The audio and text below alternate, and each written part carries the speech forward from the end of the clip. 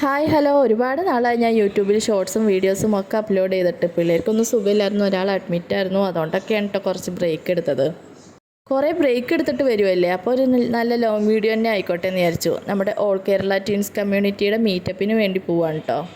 അതിനെപ്പറ്റി ഞാൻ വഴിയേ പറയാം. വഴിയിൽ നിന്ന് തന്നെ പിള്ളേർ സൈഡായിട്ടുണ്ട്.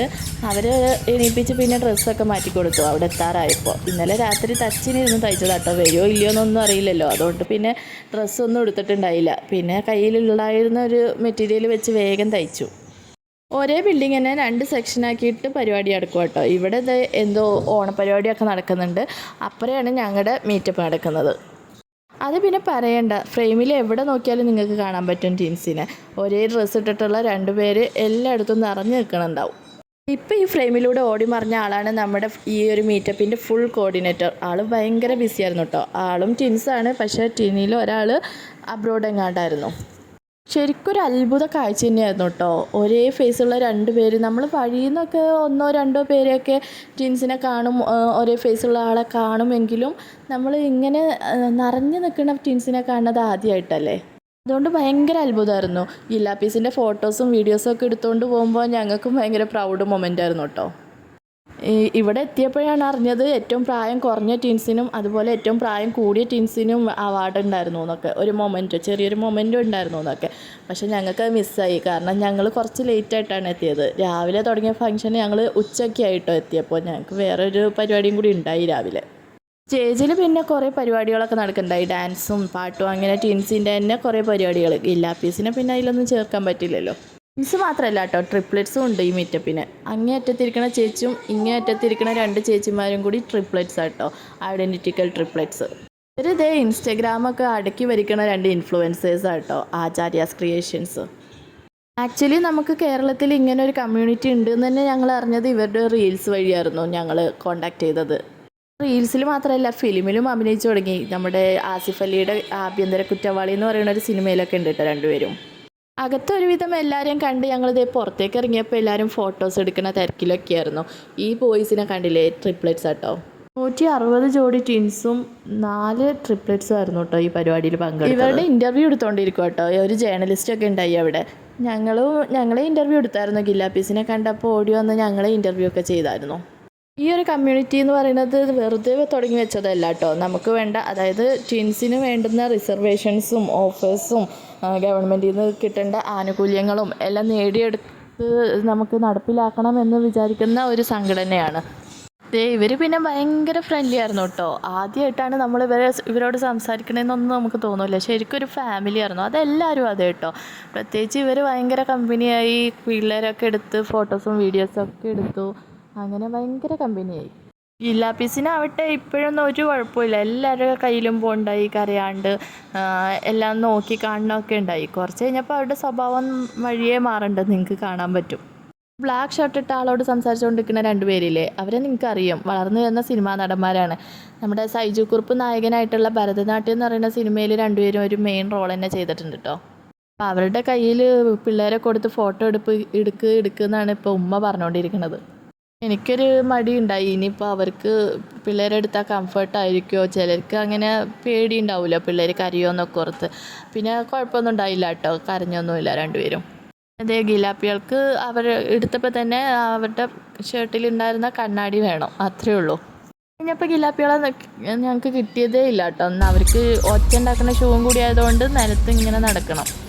നടക്കണോണ്ടൊന്നും വിഷയമില്ല. അതേ ഇതുപോലെ ഓരോ സ്ഥലത്ത് സ്റ്റക്കായി പോവും, അപ്പോഴാണ് വിഷയം വരുന്നത്. ഞാൻ നേരത്തെ പറഞ്ഞില്ലേ, ഏറ്റവും പ്രായം കൂടിയ ട്വിൻസിനും ഏറ്റവും പ്രായം കുറഞ്ഞ ട്വിൻസിനും മൊമെൻ്റ് ഉണ്ടായിരുന്നു എന്ന്. അതിലേറ്റവും പ്രായം കൂടിയ ട്വിൻസിനുള്ള മൊമെൻ്റ് കിട്ടിയത് ഈ അച്ഛന്മാർക്ക് കേട്ടോ. അവരുടെ കയ്യിൽ ഗില്ലാപ്പികളെ കൊടുത്ത് ഫോട്ടോ എടുക്കണം എന്നൊക്കെ ഉണ്ടായി, പക്ഷെ നടന്നില്ല കേട്ടോ. ഈ പോണത് 3 ട്രിപ്ലെറ്റ്സ് ആണ്. സോറി, എനിക്ക് അവരുടെ ബാക്കാണ് കിട്ടിയുള്ളൂ. പിന്നെ ഇത് അടുത്ത ട്രിപ്ലെറ്റ്സ്. പേരൊക്കെ പറഞ്ഞ് പരിചയപ്പെട്ടതാണ്, പക്ഷേ ഇപ്പോൾ പേരൊന്നും ഓർക്കണില്ല കേട്ടോ. ഗില്ലാപ്പീസിന് ഇത്രയും നേരം ഒരു കുഴപ്പമുണ്ടായില്ല എന്ന് പറഞ്ഞില്ലേ, ഇപ്പം തുടങ്ങിയാണ് ഇവരുടെ സ്വഭാവം മാറി തുടങ്ങിയത്. എല്ലാവരുടെ കയ്യിലും ചിരിച്ചുകൊണ്ട് പോയിക്കൊണ്ടിരുന്ന ഇവർ ഇപ്പോൾ തൊട്ട് കുറച്ച് വയലൻ്റ് ആവാൻ തുടങ്ങി. ഫോട്ടോഗ്രാഫേഴ്സൊക്കെ ഉണ്ടായിട്ടോ അവിടെ. പിന്നെ 3 ജോഡി ട്വിൻസ് അവിടെ ഒന്ന് ഫോട്ടോ എടുക്കണ്ടായി. അപ്പോൾ അയത്താമാർ ഞങ്ങളോട് പറഞ്ഞു, എന്നാൽ പിള്ളേരെയും തായോന്നും പറഞ്ഞ് വേഗം പിള്ളേരെ എടുത്ത് ഫോട്ടോസ് എടുക്കാൻ തുടങ്ങി. അപ്പോഴും കുറച്ച് മുഷിപ്പൊക്കെ ഉണ്ട്, അവരെ നോക്കിയാൽ അറിയാം.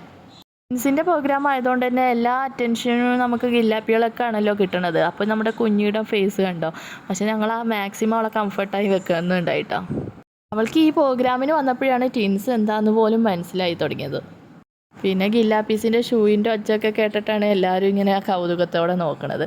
ദേ ഇപ്പോൾ എല്ലാവരും ഫുഡ് കഴിക്കാൻ പോയി തുടങ്ങി. നമ്മുടെ ഫുഡ് അറേഞ്ച് ചെയ്തേക്കുന്നത് ഈ ഒരു മെയിൻ റോഡ് ക്രോസ് ചെയ്ത് കുറച്ചങ്ങോട്ട് നടന്നു പോകുമ്പോഴാട്ടോ. അത് തിരക്കനുസരിച്ചാണ് ഓരോരുത്തർ കഴിച്ചും വന്നും പോയിക്കൊണ്ടിരിക്കുന്നത്. ഇവരൊക്കെ ഫുഡ് കഴിച്ച് വരുന്നവരാട്ടോ. ഇവരൊക്കെ കണ്ടാൽ തന്നെ അറിയാം നമ്മൾ ട്വിൻസ് മീറ്റപ്പിന് വന്നതാണെന്ന്. റോഡ് മൊത്തം ഇനി ഇങ്ങനെയുള്ള കാഴ്ചകൾ തന്നെ നമുക്ക് കണ്ടുകൊണ്ടിരിക്കാം. കാരണം ഫുഡ് കഴിക്കാൻ പോയവരും ഫുഡ് കഴിക്കാൻ അങ്ങോട്ട് പോണവരും എവിടെ നോക്കിയാലും ട്വിൻസായിരുന്നു. അന്നേ ദിവസം ആ റോട്ടിലൂടെ പോയവർക്കൊക്കെ ശരിക്കും വണ്ടറായിട്ടുണ്ടാവും.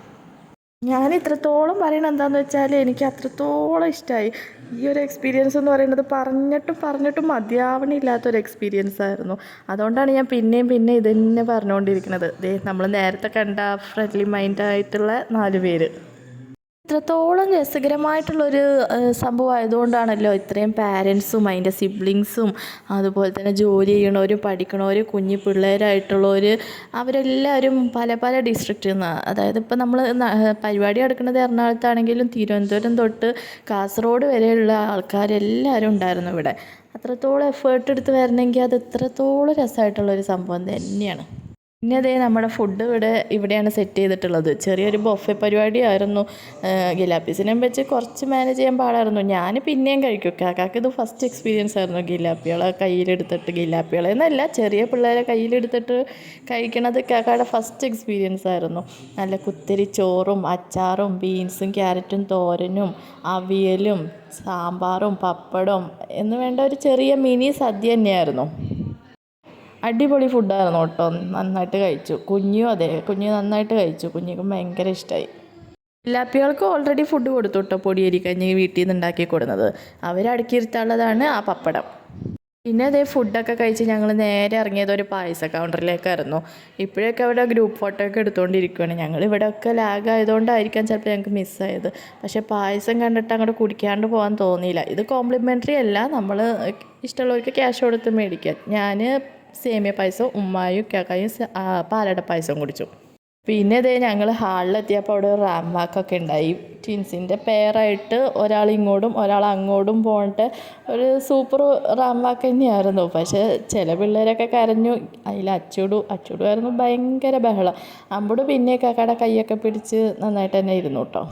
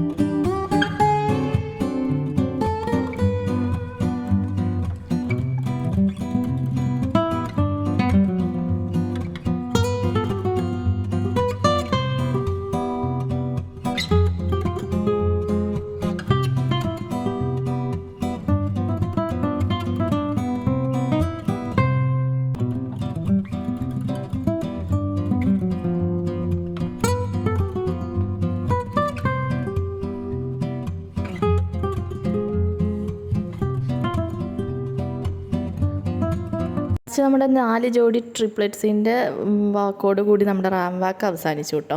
ഞാൻ പറഞ്ഞില്ല അച്ചൂട് ഭയങ്കര മുഷിപ്പായിരുന്നു എന്ന്. കാരണം അവൾക്ക് നന്നായിട്ട് ഉറക്കം വരുന്നുണ്ടായി. എൻ്റെ മടിയിൽ കിടന്ന് അപ്പം തന്നെ ഉറങ്ങിയിട്ടോ. അതുകൊണ്ടായിരുന്നു അത്രയും ചീമൂട്. അമ്പുടൂനും എന്തേ ഉറക്കം വരുന്നുണ്ട്, എന്നാൽ ഉറങ്ങണമില്ല. പിന്നെ കുറേ കലാപരിപാടികളുണ്ടായി, അതൊക്കെ ഇരുന്ന് കാണാമെന്ന് വിചാരിച്ചു. ഈ പിള്ളേരുടെ ബർത്ത്ഡേയും കൂടിയായിരുന്നു കേട്ടോ അന്ന്. ജീൻസിൻ്റെ റാം വാക്ക് എനിക്ക് ഷൂട്ട് ചെയ്ത് തന്നത് ഒരു പയ്യനായിരുന്നു. അവനില്ലായിരുന്നെങ്കിൽ എനിക്കത് ഷൂട്ട് ചെയ്യാനും പറ്റില്ല. കാരണം അച്ചടൂനെ നടത്തിക്കണു. അച്ചടൂൻ്റെ അലമ്പ് അതൊക്കെ ആയതുകൊണ്ട് അവനെനിക്ക് മൊത്തത്തിൽ എടുത്തു തന്നു. ഇനി ആരുടെയെങ്കിലും റാം വാക്ക് ഉൾപ്പെടാതെ ഉണ്ടെങ്കിൽ എന്നോട് ക്ഷമിക്കണം.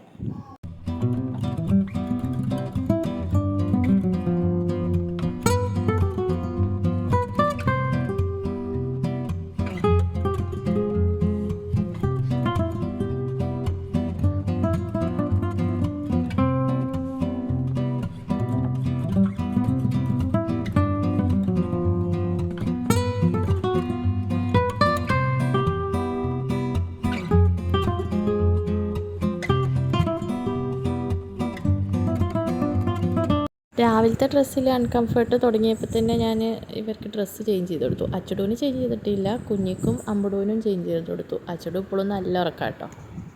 കുഞ്ഞിയും അമ്പുടു ആവട്ടെ നല്ല ഡാൻസ് കളിയിലും. അമ്പുടൂനും ഉറക്കം വന്നിട്ട് കണ്ണൊക്കെ തൂങ്ങിയിട്ടുണ്ടായി. പക്ഷെ അവളെന്ത് ചെയ്ത് ഉറങ്ങണില്ല. ഡാൻസൊക്കെ കേട്ട് താത്തയുടെ കൂടെ വൈബ് അടിച്ച് നടക്കുക. സ്റ്റേജ് കയറി കളിക്കാൻ പറഞ്ഞാൽ ബ്ലാങ്ക് ആവുമെങ്കിലും ഇങ്ങനത്തെ സാഹചര്യങ്ങളിൽ നല്ല അടിപൊളി സ്റ്റെപ്പൊക്കെ വരുന്ന ഒരു പ്രത്യേക തരം സ്വഭാവമാണ് കുഞ്ഞിയുടെ.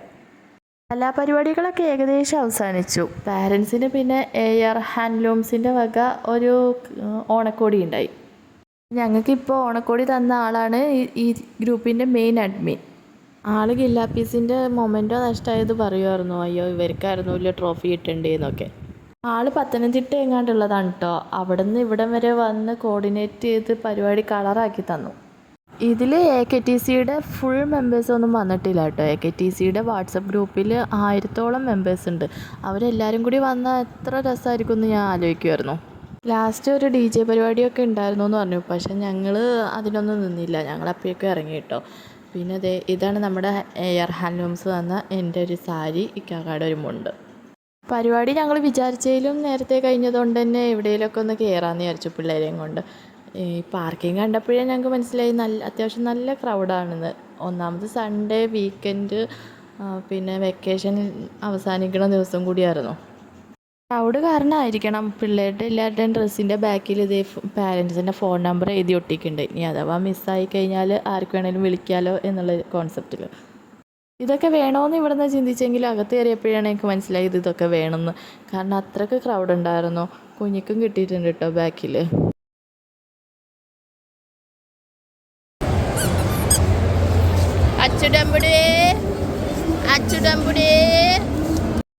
ഇവിടെ വെറുതെ ഒന്ന് കയറിയാൽ മതി, ഒന്നിനും വാശി പിടിക്കില്ല ബാബാന്നും പറഞ്ഞ് ഞങ്ങൾ നിർബന്ധിച്ച് കയറ്റിയ കുഞ്ഞിതേ അവിടെ എത്തിയതേ ഓർമ്മയുള്ളൂ. ഫുൾ വാശിയായിരുന്നു.